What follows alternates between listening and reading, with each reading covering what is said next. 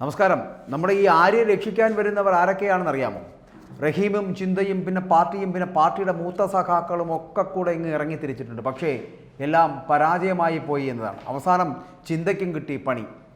മേയറെ ആക്രമിക്കുന്ന സൈബർ തെമ്മാടിക്കൂട്ടങ്ങളെ വച്ചേക്കില്ല എന്ന ചിന്താ ജെറാം ചേച്ചിയുടെ ഡയലോഗിന് കിടിലൻ മറുപടിയാണ് പുറത്തു വന്നിരിക്കുന്നത്. ചിന്തേച്ചി എവിടെ പരിപാടി അവതരിപ്പിച്ചാലും ലോക തോൽവിയാണ് എന്നുള്ളതാണ്. വെളുപ്പിക്കാൻ വന്നിട്ട് ആര്യയെ കടിച്ചുകുടയാനിട്ട് കൊടുത്ത ഒരവസ്ഥ. വാഴക്കുല ചേച്ചിയും മേറൊട്ടിയും കരച്ചിലോട് കരച്ചിൽ. അല്ലെങ്കിലും ആവശ്യമില്ലാത്ത കാര്യങ്ങളിൽ തലയിട്ട് ഏറിൽ കയറുന്നത് ഈ ചിന്തയുടെ സ്ഥിരം സ്വഭാവവും ഏർപ്പാടുമാണ്. ഇതാരാടാ ഞങ്ങളുടെ ആര്യയെ തൊടുന്നോടാ എന്നൊക്കെ ചോദിച്ച് കലിതുള്ളിക്കൊണ്ട് ചിന്ത വന്നപ്പോൾ, പക്ഷേ വന്നതൊക്കെ അങ്ങനെ ആയിരുന്നുവെങ്കിലും ഇപ്പോൾ കിടപ്പ് കണ്ടാൽ അന്തം വിട്ടുപോകും. ചിന്ത വന്ന് 2 ഡയലോഗൊക്കെ അടിച്ച് ആര്യക്കിട്ട് വീണ്ടും തലങ്ങും വിലങ്ങും അടികിട്ടിക്കൊണ്ടിരിക്കുകയാണ്. രക്ഷയാക്കാൻ വന്നിട്ട് മേറിട്ടിയുടെ തലയെടുത്തുകൊണ്ട് പോകുന്ന അതേ ചിന്ത പോകുന്നു എന്ന് വേണമെങ്കിൽ ട്രോൾ വരെ ഇറങ്ങുന്നുണ്ട്. ആര്യയെ ആക്രമിക്കുന്ന സൈബർ തെമ്മാടിക്കൂട്ടങ്ങളെ നിയമപരമായി നേരിടുമെന്ന ചിന്തയുടെ പഞ്ച് ഡയലോഗ് കേട്ടിട്ട് ആർക്കും പേടിയൊന്നും വരുന്നില്ല എന്നുള്ളതാണ്. നോക്കൂ ചിന്തേച്ചി, ഇത്തരത്തിലുള്ള ഡയലോഗുകളൊന്നും ഞങ്ങളെ വിരട്ടാൻ ഉപകരിക്കില്ല എന്ന് പറയട്ടെ. മലയാളി മറുപടി കൊടുക്കുന്നത് അങ്ങനെയാണ്. കാരണം മലയാളിക്ക് ഇപ്പോൾ ചിന്തയെക്കുറിച്ച് കൂടുതൽ ബോധ്യമുണ്ട്. ആര്യ രാജേന്ദ്രനെതിരെ ആസൂത്രിതവും സംഘടിതവുമായിട്ടുള്ള സൈബർ ആക്രമണം നടക്കുന്നുവെന്നാണ് ചിന്താ ജെറോം രോഷത്തോടുകൂടി പറഞ്ഞുകൊണ്ടിരിക്കുന്നത്. ഇത് പറഞ്ഞു തീർന്നതും നമ്മുടെ മലയാളി നേരെ എടുത്ത് ഏറിൽ കയറ്റി. ഈ പാർട്ടിയുടെ ചാപങ്ങളാണ് ചിന്തയും ആര്യയും റഹീമും ഒക്കെ. കമ്മി ലേബലിൽ കീലേരി അച്ചു കളിക്കുവാൻ ചെന്നാൽ ജനം കൈവെക്കുമെന്നുള്ള കാര്യത്തിൽ സംശയമില്ല. ചങ്കിലെ ചൈനയിൽ കൊണ്ടുപോയി ഇറക്കിയാൽ മതി ഈ ധാർഷ്ട്യത്തിനെ എന്നുകൂടി പറയേണ്ടി വരും. അല്ലെങ്കിൽ പാർട്ടി ആഫീസിൽ കൊണ്ടുപോയി കാണിച്ചാൽ മതി എന്നൊക്കെ പറയേണ്ടി വരും ഇവരുടെ ഇത്തരത്തിലുള്ള വൃത്തികെട്ട ധാർഷ്ട്യത്തെ. വെറുതെ ഇരുന്ന് വാങ്ങാൻ വന്നോളുമെന്ന് പരിഹാസം ചൊരിയുമ്പോഴും ഇത്തരം തെമ്മാടിക്കൂട്ടങ്ങളെ നിയമപരമായും ജനങ്ങളാൽ നിരത്തിയുമൊക്കെ DYFI നേരിടുമെന്നാണ് ചിന്തയും ചിന്തയോടൊപ്പമുള്ള റഹീമും ഒക്കെ പറഞ്ഞു വെക്കുന്നത്. ചെന്ന് കയറിക്കൂടി ജനങ്ങൾ നിങ്ങളുടെ മണ്ടത്തരത്തിന് കൂടെ നിൽക്കും അല്ലെങ്കിൽ കൂട്ടുനിൽക്കുമെന്നൊക്കെ പറയാമെന്നല്ലാതെ അവർ ചൂലെടുത്ത് നിങ്ങളെ ഓടിക്കുമെന്നുള്ള കാര്യത്തിൽ സംശയമില്ല എന്ന് കൂടി അറിയുക. ബസ് ഡ്രൈവറുടെ മെക്കിട്ട് കയറാൻ ചെന്ന ആര്യയെ എടുത്തിട്ട് പൊരിക്കുന്നത് ജനങ്ങളാണ് എന്ന് മറന്നു പോകരുത്. വേണമെങ്കിൽ ആര്യയ്ക്ക് വേണ്ടി DYFIക്കാരൻ നിരത്തി ഒരു വനിതാ മതിൽ പണിയൂ സഖാവേ, അല്ലെങ്കിൽ അത്തരത്തിലൊരു വനിതാ മതിൽ പണിയും സഖാത്തികൾ എന്നുള്ളൊരു ആക്ഷേപം കൂടി ഉണ്ട് കേട്ടോ. ചിന്ത വന്നുവെന്ന് വെല്ലുവിളിക്കുകയായിരുന്നു. അങ്ങനെ ആര്യയെ തളർത്താമെന്ന് കരുതണ്ട എന്നും രാജിവെച്ച് പോകുമെന്ന് ആരും മനക്കോട്ട കെട്ടണ്ട എന്നൊക്കെ വല്ലാതെ അങ്ങ് വിളിച്ചു പറയുന്നുണ്ട്. റഹീമും ഇതുപോലെ ഡയലോഗ് അടിച്ചു. ആര്യ പണി നിർത്തിപ്പോകുമെന്ന് കരുതണ്ട എന്ന് തന്നെയാണ് എല്ലാവരും പറയുന്നത്. അയ്യോ വേണ്ട, കസേരയിൽ അള്ളിപ്പിടിച്ച് തന്നെ ഇരുന്നോളാൻ പറഞ്ഞാൽ മതി എന്ന് വേണമെങ്കിൽ പറയാം. ഉളുപ്പ് ലബലേശം 7 അയലത്തൂടെ പോയിട്ടുണ്ടെങ്കിൽ അല്ലെങ്കിൽ തന്നെ ഇതുപോലുള്ള മണ്ടത്തരങ്ങൾ കാട്ടിക്കൂട്ടുന്നവരെ ആരെങ്കിലും വെച്ചു പറപ്പിക്കുമോ? പിന്നെ റഹീമേ, മേയർ കസേര AKG സെൻറ്റർ വകയല്ല, അത് തിരുവനന്തപുരത്തുകാർ കൊടുത്ത പദവിയാണ് എന്നുള്ള കാര്യം മറന്നു പോകരുത്.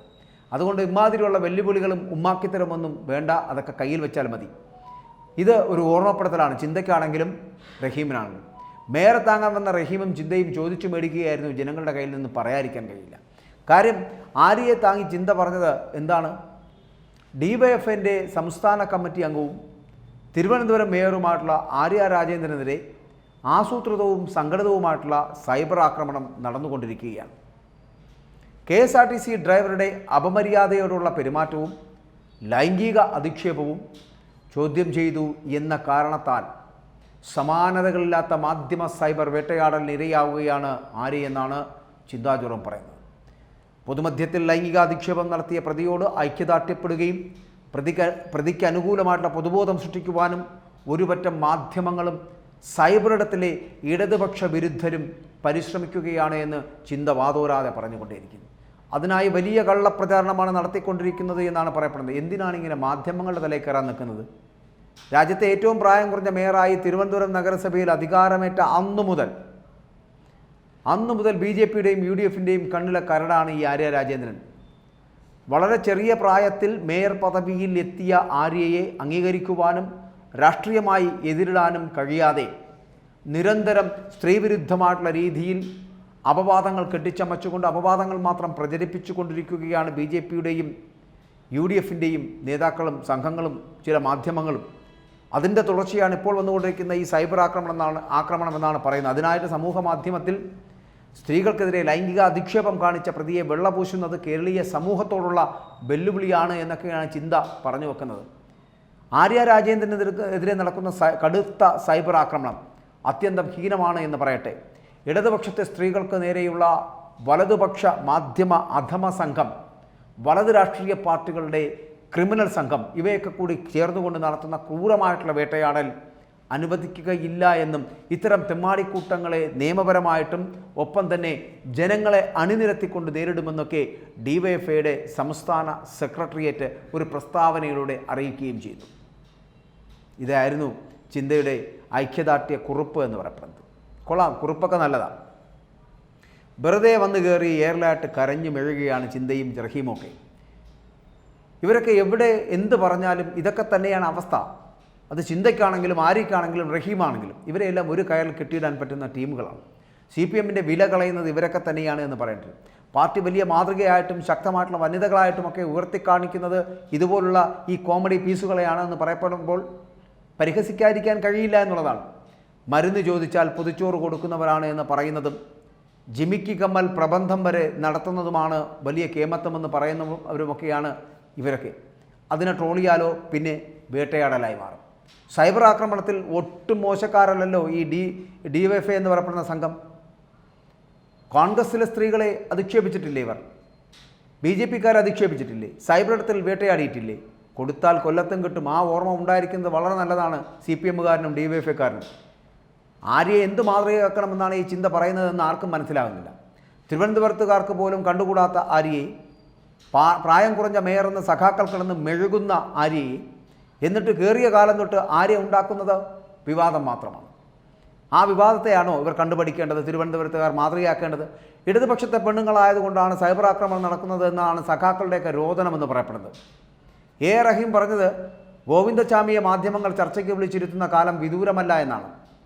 അപ്പോൾ സഖാവേ, ലൈംഗിക അതിക്രമ കേസിൽപ്പെട്ട P. ശശിയെ മുഖ്യമന്ത്രിയുടെ പൊളിറ്റിക്കൽ പ്രൈവറ്റ് സെക്രട്ടറിയായി നിയമിച്ചതും പീഡനവീരനായിട്ടുള്ള PK ശശിയെ KTDC-യുടെ ചെയർമാനാക്കിയതുമൊക്കെ തന്തയില്ലാത്ത കൊച്ചിനെ പ്രസവിപ്പിക്കുമെന്ന് സഖപാടിയെ വെല്ലുവിളിച്ച ആർഷോ ഉണ്ടല്ലോ, SFIയുടെ നേതാവ്, ആ ആർഷോയുടെ SFI സംസ്ഥാന സെക്രട്ടറി ആക്കിയതുമൊക്കെ മികച്ച മാതൃകയായിട്ടാണോ കാണേണ്ടത്?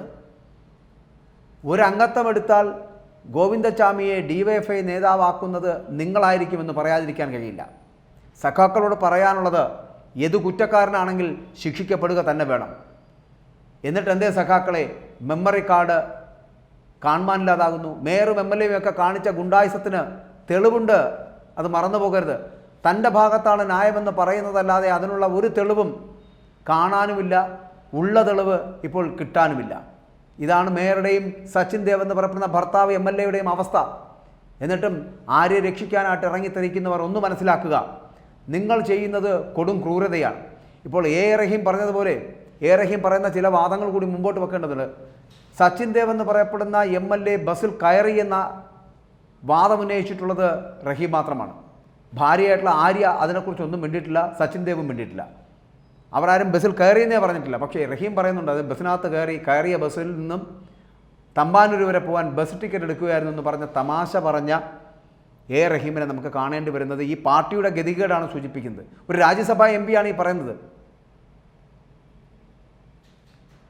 ഇവിടെ ഈ ജനങ്ങളുമായി സംവദിക്കുവാൻ കിട്ടുന്ന അവസരങ്ങളിലൊക്കെ എന്ത് വിഡ്ഢിത്വവും മണ്ടത്വവും പറഞ്ഞാൽ കേൾക്കുന്ന അന്തം കമ്മി കൂട്ടങ്ങളുണ്ടാകും.